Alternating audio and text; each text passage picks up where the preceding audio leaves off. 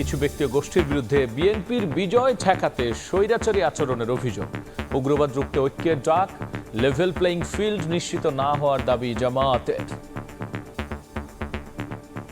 উগ্রবাদকে মাথা চাড়া দিয়ে উঠতে দেওয়া যাবে না। বিএনপির বিজয় ঠেকানোর জন্য অপকৌশলের আশ্রয় নিচ্ছেন। রাজনীতিকে রাজনীতি দিয়েই মোকাবেলা করুন।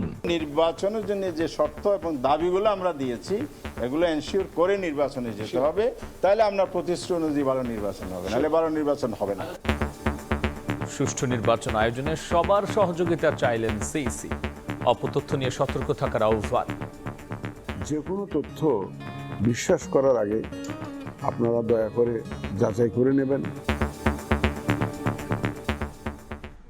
দেখছিলেন প্রধান শিরোনাম। রাত 11টার সময় সঙ্গে আছি আমি গোলাম রাব্বি।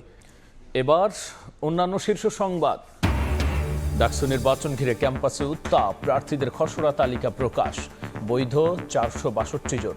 শিক্ষার্থীদের মনোযোগ আকর্ষণের নানা প্রতিশ্রুতি প্যানেলগুলোর। জুলাই আন্দোলনে আশুলিয়ায় লাশ পোড়ানোর মামলার বিচার শুরু। রাজসাক্ষী হওয়ার আবেদন সাবেক এসআই আফজালের। শেখ হাসিনা সহ 32 জনের বিরুদ্ধে গুমের অভিযোগ সুখরঞ্জনের। 21শে আগস্ট গ্রেনেড হামলা মামলায় সব আসামির খালাসের বিরুদ্ধে আপিলের রায় 4 সেপ্টেম্বর। প্রতিহিংসার কারণে জড়ানো হয়েছে রাজনীতিকদের, দাবি আইনজীবীদের। এবং এনবিআরকে 2 ভাগ করা অধ্যাদেশের সংশোধনী অনুমোদন। রাজস্ব নীতির সচিব পদে নিয়োগ হবে যে কোনো ক্যাডার থেকে। 10 কমিশনের 327টি প্রস্তাব বাস্তবায়নের সিদ্ধান্ত।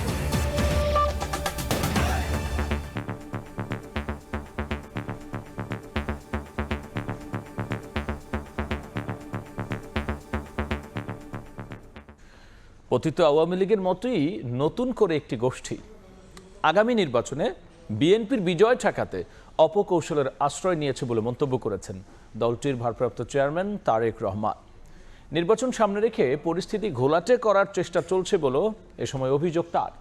উগ্রবাদ মাথাচাড়া ঠেকাতে সবাইকে তাই ঐক্যবদ্ধ থাকার আহ্বান জানিয়েছেন বিএনপির মহাসচিব মির্জা ফখরুল ইসলাম আলমগীর।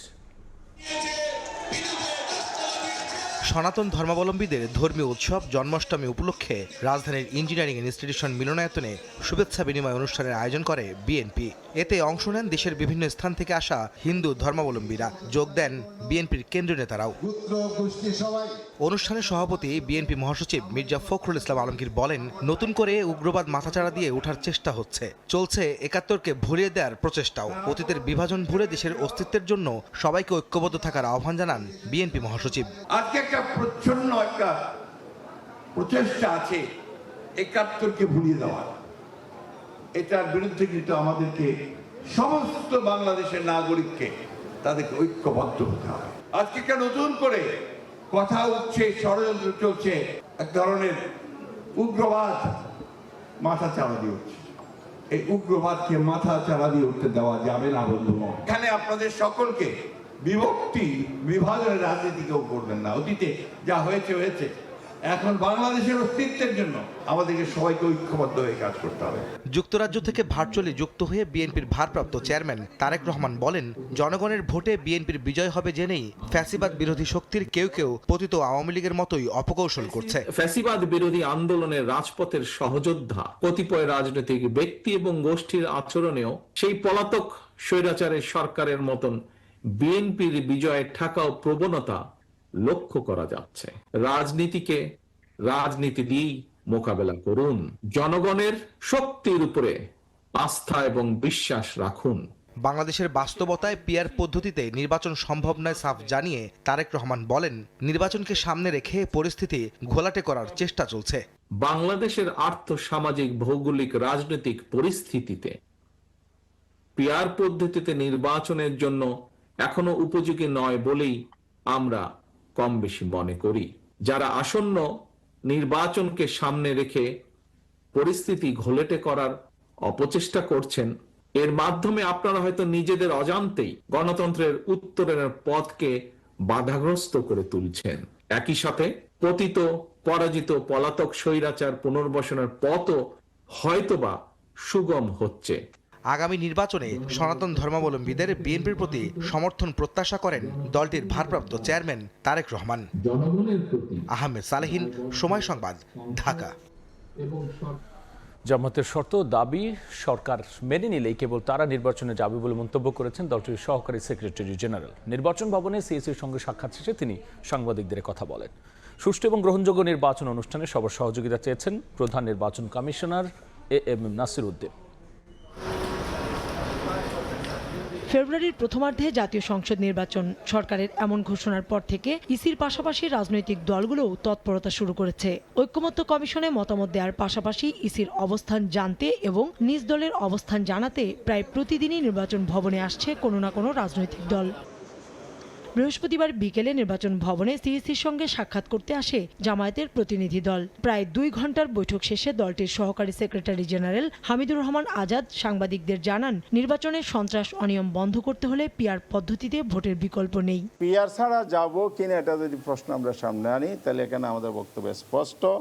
এটা একটা বেটার পদ্ধতি, উত্তম পদ্ধতি বলে আমরা মনে করি। জনগণ মনে করছে, জনগণ চাইলে অবশ্যই সরকারকে এটা মানতে হবে। এই জন্য আমরা ইলেকশনে যাব না এ প্রশ্নটা এখনো ম্যাচিউর টাইম আসে নাই, সময় এটা কথা বলবে। ফেব্রুয়ারিতে নির্বাচন হলে জামায়াতের কোনো সমস্যা নেই উল্লেখ করে তিনি বলেন, এখনো লেভেল প্লেইং ফিল্ড নিশ্চিত হয়নি। গভর্নমেন্ট যদি মনে করে যে আমরা প্রস্তুত হয়েছি, তাহলে নির্বাচন ইলেকশন যদি ফেব্রুয়ারি না, আপনি ডিসেম্বরে করলে আমাদের আপত্তি নেই, কিন্তু আমরা রেডি আছি। কিন্তু নির্বাচনের জন্য যে শর্ত এবং দাবিগুলো আমরা দিয়েছি এগুলো এনশিওর করে নির্বাচনে যেতে হবে। এদিকে সুষ্ঠু নির্বাচন আয়োজনে সবার সহযোগিতা চেয়েছেন প্রধান নির্বাচন কমিশনার AM নাসির উদ্দিন। ইসির অফিসিয়াল ইউটিউব চ্যানেল উদ্বোধন করে এই আহ্বান জানান তিনি। অবাধ এবং সুষ্ঠু নির্বাচনের জন্য, গ্রহণযোগ্য নির্বাচনের জন্য নির্বাচন ব্যবস্থার প্রতি আস্থা এবং নির্বাচন ব্যবস্থার স্বচ্ছতা অত্যন্ত গুরুত্বপূর্ণ। বানোয়াট তথ্য নিয়ে ভিডিও, অপতথ্য নিয়ে ভিডিও, এগুলা সামাজিক যোগাযোগ মাধ্যমে ছড়িয়ে দেয়া হচ্ছে।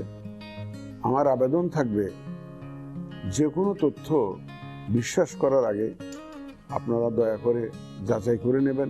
এদিকে আসন্ন নির্বাচনে ব্যবহার উপযোগী স্বচ্ছ ব্যালট বাক্সের হিসাব আগামী 7 দিনের মধ্যে পাঠাতে আঞ্চলিক নির্বাচন কর্মকর্তাদের নির্দেশ দিয়েছে ইসি।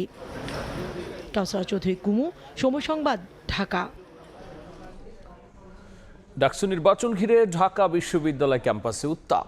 জয় পেলে গেস্ট রুম প্রথা বাতিলের ঘোষণা দিয়েছে ছাত্রদল। রাজনীতিমুক্ত ক্যাম্পাসের প্রতিশ্রুতি দিয়েছেন স্বতন্ত্র প্রার্থী উমামা ফাতেমা। এদিকে ডাকসু নির্বাচনে প্রার্থীদের প্রাথমিক তালিকা প্রকাশ করেন চিফ রিটার্নিং কর্মকর্তা। জানান, বৈধ প্রার্থীর সংখ্যা 462। ঢাকা বিশ্ববিদ্যালয়ে কেন্দ্রীয় ছাত্র সংসদ ডাকসু ও হল সংসদ নির্বাচন যতই ঘনিয়ে আসছে, ক্যাম্পাসে তত বাড়ছে উৎসবের আমেজ। বৃহস্পতিবার দুপুরে মধুর ক্যান্টিনে সংবাদ সম্মেলন করে জাতীয়তাবাদী ছাত্রদল। নির্বাচিত হলে গণরুম ও গেস্টরুম প্রথার কবর রচনা সহ নানা অপসংস্কৃতি বাতিলের প্রতিশ্রুতি দেন ভিপি পদপ্রার্থী আবিদুল ইসলাম খান। গণরুম গেস্টরুম কালচার চিরতরে এই ঢাকা বিশ্ববিদ্যালয়ের মাটি থেকে মূলোৎপাটন করা হবে। ক্যান্টিনে ফাও খাওয়া থেকে শুরু করে রাজনৈতিক যে অপসংস্কৃতিগুলো ছিল বিরাজমান, সেই রাজনৈতিক অপসংস্কৃতিগুলো চিরতরে মূলোৎপাটন করা হবে। অপরাজেয় বাংলার পাদদেশে আনুষ্ঠানিকভাবে প্যানেল ঘোষণা করে উমামা ফাতেমা নেতৃত্বাধীন স্বতন্ত্র শিক্ষার্থী ঐক্য। দায়িত্ব পেলে অপরাজনীতিমুক্ত ক্যাম্পাস গড়ার প্রতিশ্রুতি তাদের। ক্যাম্পাসের গতিমুখ কোন দিকে যাবে সেটা শিক্ষার্থীরা নির্ধারণ করবে। কোনো ছাত্র রাজনৈতিক সংগঠন নির্ধারণ করবে না, কোনো সাদা দল নীল দল নির্ধারণ করবে না। প্রতিটি পরিসরে এই নারীদের অংশগ্রহণ থাকবে। এভাবে তারা নারীদেরকে এক্সপ্রেস করে দিতে চায়। এদিন মধুর ক্যান্টিনে সংবাদ সম্মেলন করে ডাকসু ফর চেঞ্জ প্যানেল। প্রার্থীদের ছবিযুক্ত ব্যালটের দাবি জানান তারা। যৌক্তিক দাবি আমরা বলতেছি যে আপনারা নাম ব্যালট নাম্বারের পাশে ছবি যুক্ত করেন, এইটা তারা যুক্ত করতেছে না। এদিকে ডাকসু নির্বাচনে প্রতিদ্বন্দ্বিতাকারী প্রার্থীদের প্রাথমিক তালিকা প্রকাশ করে চিফ রিটার্নিং অফিসার জানান, এবার ভিপি পদে প্রতিদ্বন্দ্বীর সংখ্যা 48। মোট প্রাথমিক প্রার্থীদের সংখ্যাটা হচ্ছে 462 বৈধ প্রার্থী, যারা প্রাথমিক বৈধ প্রার্থী। প্রাথমিক ত্রুটিপূর্ণ আছে 47। মোট 509 জন, 509টি আবেদনপত্র গতকাল পর্যন্ত সংগ্রহ করেছিল। তফসিল অনুযায়ী আগামী 9 সেপ্টেম্বর অনুষ্ঠিত হবে ডাকসু নির্বাচনের ভোট। শাকির আহমেদ, সময় সংবাদ, ঢাকা। রাত 11টার সময়ে আরও থাকছে। পাথর লুটের সঙ্গে জড়িত ৪২ জন শনাক্ত। তালিকায় বিএনপি, জামাত, এনসিপি সহ আওয়ামী লীগ নেতা কর্মীর নাম। দুর্নীতি অনুসন্ধানে কমিশনের সুপারিশ জানালেন দুদক মহাপরিচালক। জুলাই আন্দোলনে আসলে হত্যা ও লাশ পোড়ানোর মামলার বিচার শুরুর আদেশ দিয়েছেন আন্তর্জাতিক অপরাধ ট্রাইব্যুনাল ২। সকালে ১৬ আসামির বিরুদ্ধে অভিযোগ গঠনের আদেশ দেন ট্রাইব্যুনাল। এই মামলায় সাবেক এক পুলিশ সদস্য আসামি থেকে রাজসাক্ষী হওয়ার আবেদন করেছেন। ২০২৪ সালের ৫ আগস্ট দুপুরের ঘটনা। আশুলিয়া থানার সামনে পুলিশের গুলিতে নিহত হন ৫ জন। গুলিবিদ্ধ একজন তখনও ছিলেন জীবিত। অপরাধ আড়াল করতে একটি ভ্যানে একে একে তোলা হয় ৫ জনের লাশ ও জীবিত একজনকে। ছিটানো হয় কয়েক বোতল পেট্রোল, তারপর ধরিয়ে দেয়া হয় আগুন। এমন বর্বরতার ১ মিনিট ১৪ সেকেন্ডের একটি ভিডিও ভাইরাল হয় সামাজিক যোগাযোগ মাধ্যমে। এই ঘটনায় মামলা হওয়ার পর ভিডিও ফুটেজ দেখে শনাক্ত করা হয় আসামিদের। ১৬ জনের বিরুদ্ধে ট্রাইব্যুনালে আনুষ্ঠানিক অভিযোগ দাখিল করে প্রসিকিউশন। তাদের বিরুদ্ধে ৪ আগস্ট একজনকে গুলি করে হত্যারও অভিযোগ আনা হয়। বৃহস্পতিবার ১৬ আসামির বিচার শুরুর আদেশ দেন আন্তর্জাতিক অপরাধ ট্রাইব্যুনাল ২। মামলায় গ্রেফতার বরখাস্তকৃত পুলিশ পরিদর্শক শেখ আফজালুল হক মৌখিকভাবে আবেদন করেন রাজসাক্ষী হওয়ার। উনি মৌখিকভাবে বলেছেন যে উনি মামলার ব্যাপারে তথ্য দিতে চান।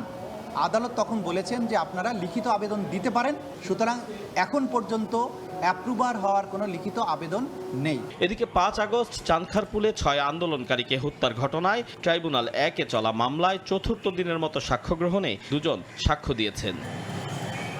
সাবেক প্রধানমন্ত্রী শেখ হাসিনাকে প্রধান আসামি করে এদিন আরও একটি অভিযোগ দায়ের হয় আন্তর্জাতিক অপরাধ ট্রাইব্যুনালে। দেলোয়ার হোসেন সাঈদীর মামলার আলোচিত সাক্ষী সুখরঞ্জন বালী বাদী হয়ে ৩২ জনের নাম উল্লেখ করে এই মামলা করেন। ১ নম্বর আসামি করেছি শেখ হাসিনাকে, সুরেন্দ্র কুমার সিনহা সাবেক প্রধান বিচারপতি, তাকে আমরা ২ নম্বর আসামি করেছি। নিজামুল হক নাসিম যিনি চেয়ারম্যান ছিলেন তাকে আমরা ৩ নম্বর আসামি করেছি। ৪ নম্বর আসামি করেছি শফিক আহমেদ সাহেবকে। মামলার আর্জিতে সুখরঞ্জন বালী তাকে গুমের উদ্দেশ্যে অপহরণ, নির্যাতন এবং দেশ বিদেশে ৫ বছরের বেশি সময় আটকে রাখার অভিযোগ তোলেন। মোট ৩২ জনকে আসামি। আতাউর কাউসার, সময় সংবাদ, ঢাকা। এনবিআরকে ২ ভাগ করে অধ্যাদেশের সংশোধনের অনুমোদন দিয়েছে উপদেষ্টা পরিষদ। রাজস্ব নীতির সচিব পদে যে কোনো ক্যাডার থেকে নিয়োগের বিধান রাখা হয়েছে। ফরেন সার্ভিস একাডেমিতে সংবাদ সম্মেলনে কথা জানান প্রধান উপদেষ্টার প্রেস সচিব। কর আদায়ের লক্ষ্যমাত্রা পূরণে দীর্ঘদিনের ব্যর্থতা কাটিয়ে ওঠার লক্ষ্যে এনবিআরকে বিলুপ্ত করার সিদ্ধান্ত নেয় অন্তর্বর্তী সরকার। সংস্থাটিকে আধুনিকায়নের জন্য অর্থ মন্ত্রণালয়ের অধীনে রাজস্ব বিভাগ ও রাজস্ব নীতি বিভাগ নামে 2টি উইং তৈরি করে প্রজ্ঞাপন দেওয়া হয়। এতে বাগড়া দেন রাজস্ব বিভাগের কর্মচারী কর্মকর্তারা। সিদ্ধান্ত বাতিলের দাবি জানিয়ে কর্মবিরতি সহ আন্দোলনে নামেন তারা। পরে সরকারের কঠোর সিদ্ধান্তে আন্দোলনে ইতি টানতে হয়। 2.5 মাস পর এনবিআরকে 2 ভাগ করে জারি করা অধ্যাদেশের সংশোধনীর অনুমোদন দিল অন্তর্বর্তী সরকারের উপদেষ্টা পরিষদ। বৃহস্পতিবার প্রধান উপদেষ্টা ডক্টর মোহাম্মদ ইউনূসের সভাপতিত্বে ওই বৈঠকের বিস্তারিত জানাতে ফরেন সার্ভিস একাডেমিতে হাজির হন প্রেস সচিব শফিকুল আলম।